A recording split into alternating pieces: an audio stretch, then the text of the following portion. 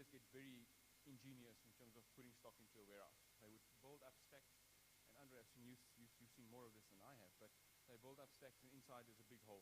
Okay. Or there would be perfectly good stock on bags around the stack, but inside bags full of husks, for instance, worth zero. Right?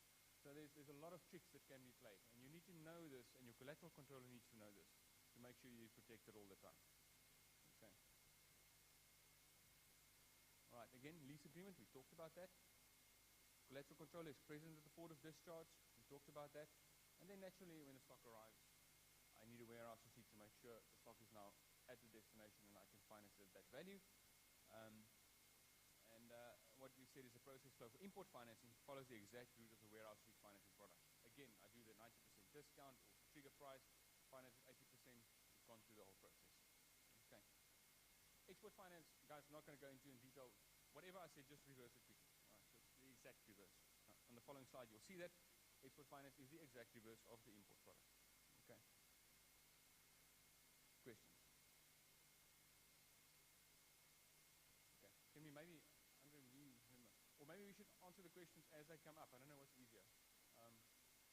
I had a hand there. Could you maybe just, and then this gentleman here in the white.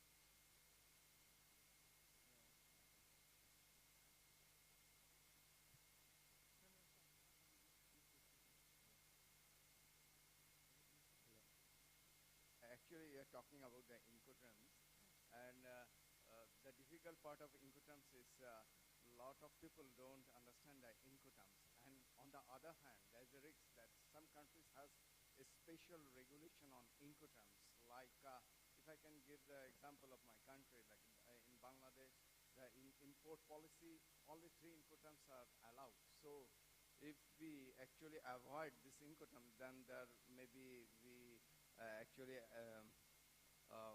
avoid or maybe what the country legislation, maybe we don't follow the country legislation. So that's also important to follow the country legislation, and on the other hand, to know the Incoterms. Some people actually sign without knowing the Incoterms, so it is also important.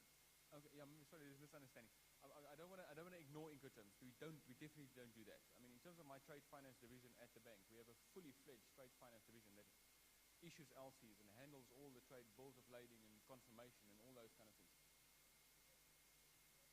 So, are you saying that I said we must ignore Incoterms, or do you want me to explain it? No. Actually, no. We want that people should know the Incoterms and also know where we have a trading. Like in Africa, maybe some country has their own regulation on Incoterm. They don't allow the Incoterms for 2,000. Like we have 13 Incoterms, so some countries don't allow. They only allow maybe 3 or 4 Incoterms. They actually want to protect the interest of the country, because most of the people, they don't know about the Incoterms and risks and financial involvement on that. So that's also important. Okay. All right. No, I understand where you're going from. I think that's a very real and true trade finance question in terms of UCP 500. So what I wouldn't like to do is go into too much detail. But what we would do is if there's a FOB or a CIF or whatever case might be, Incoterm transaction to go, what we're discussing here is the fact that the physical stock is the collateral for that. So there's no credit terms in terms of the issuer of the LC. All right? So I have the stock, and my obligation is to deliver it on the other side. All I need to know is when the risk passes. So I will then basically match my contract with my client towards the Incoterms in terms of FOB, CIF, whatever the terms might be. So whenever the risk passes, my obligation is finished. But in terms of what we said here, if in the conventional method of doing this finance or trade finance, if there's a credit risk to be taken in terms of a LC, I would do my normal credit analysis on the buyer or the issuer of the LC, or naturally take a risk against the confirming bank. I don't know if that answers the question, but it's a very important part of our business, but I don't think it's part of this discussion per se. I think the next question was, yeah? The presentation is very good on mathematically and on legal side. I have all appreciation. But we look at the other side. Today, 4% is nearly 3 to 4% is the composition of agriculture in total world GDP.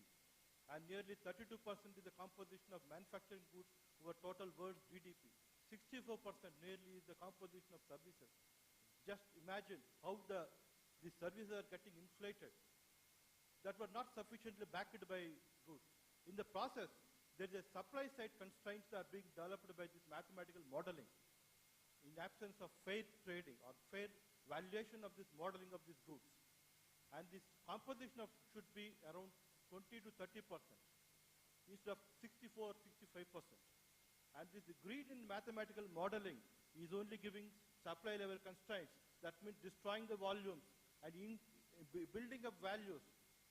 In the long run, poverty levels in the world can get reduced only if volumes are increasing rather than values are getting increased.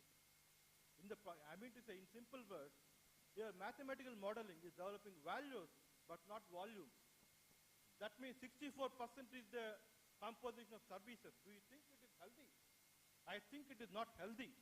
The world at large, the banks and financial services are only restricting the supplies that means hoarding the goods and commodities to increase the values but not increase the volumes. In the long run, let the bank and financial institutions serve the volumes rather than values building up. Thank you very much. It's a good struggle point. in the long run, the volumes rather than values. Thank you. You're 100% right. I think a practical example of this is where we've managed to successfully implement this for a number of East African traders that started with us 12 years ago. This guy literally had a turnover of $20 million.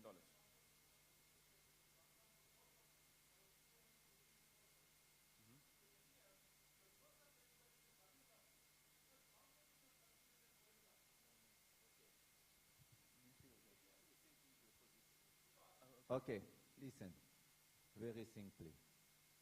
The product which is here is not there to increase the value of service. The product which is here is to increase the value of your money. In other words, listen, in other words, today, you come from where? From India. Thank you very much. In India today, you have five basic exchange. Agree? Okay. The five basic exchange, I have created the first, with NCDX, I have created the first National Collateral Management Service Limited for making delivery system for the farmer with electronic warehouse receipt under DMAT, REMAT system and with NSDL, CDSL. Okay? So today, what we are trying to do is to you as farmer, to drop your good into go down, get finance from the warehouse, and from there, the bank use the exchange as a stop loss. Okay? The service system which is put in place is reducing the number of people of services. Today, if you want financing, you have to give your land, your motherland, your grandmotherland, and your housing. Agree? So, you go to the bank, you go to the legal people, you pledge, you do hypothecation, you do anything. At the end of the day, what do you have? Zero. The system we are putting is for you to now be financed, stock the goods. If the price go up, you win. If your guys pull down, the bank takes the risk on price. Now, the performance risk is taken care by me. That's in Punta Basta, as simple. So number of intervenants. And in addition, what we are doing, when you make a service with a transporter, how many times the transporter don't deliver what you are requesting? Thank you. So please, we are not here to look at the global issue of World Trade Organization. No, just implementing the issue is to increase the price of the farmer, benefit the price of the farmer, not being 30%, but making at 50, 60, 100%.